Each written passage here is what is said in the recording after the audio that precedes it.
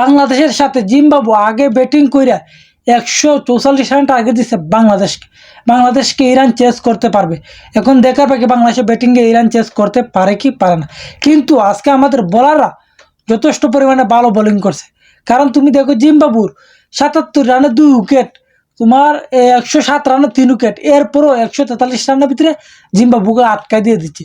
আমি তো ভাবছিলাম নিম্ন রান 170-80 রানও যাইব সর্বনিম্ন হইল, কিন্তু না, বাংলাদেশের বোলাররা যথেষ্ট পরিমাণে ভালো বোলিং করছে। সবাই হায়েস্ট একটু রান বেশি দিছে শেখ মাহিদি আর সাইফুদ্দিন, আর না গেলে সবাই আজকে ভালো একটা নিয়মের ভিতরে রান দিছে। কিন্তু আজকে এই ম্যাচ যদি বাংলাদেশ 144 রান চেস করতে বাংলাদেশ ব্যাটিংয়ে জিততে না পারে, তাহলে তোমরা বাংলাদেশে আসার দরকার নাই।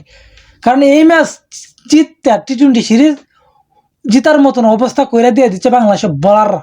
আর এই ম্যাচে যদি বাংলাদেশের ব্যাটাররা জিততে না পারে, তাহলে তোমরা দেশে ফিরে লাভ নাই। আর বাংলাদেশের ব্যাটাররা তো কোনো বিশ্বাস নাই, কারণ বাংলাদেশের ব্যাটার টপাটপ উইকেট হইয়া পুরো কলাপ করে সবাই বারবার দেখবে প্যাক হয়ে গেছে 100 রানের ভিতরে। তবুও আমি চাইতেছি যে আজকের এই ম্যাচটা জিতটা সিরিজ জিতার অনেক দ্বার পান্তে আসো। এই ম্যাচটা জিতলেই সিরিজ উইন টি-20। কারণ এক করে কাছে তোমাদের মুখও তুলে দিয়ে দিচ্ছে বলাররা ম্যাচটা করতে গেলে। মানে আমাদের ব্যাটাররা যদি ঠিকঠাক মতন ব্যাটিং করতে পারে, তাহলে ম্যাচ এটা উইন। যদি ইরানও চেস করে জিততে না পারে, তাহলে আর কিচ্ছু কোয়ার মতন নাই বাংলাদেশের ব্যাটারদের, কিচ্ছু কোয়ার মতন নাই।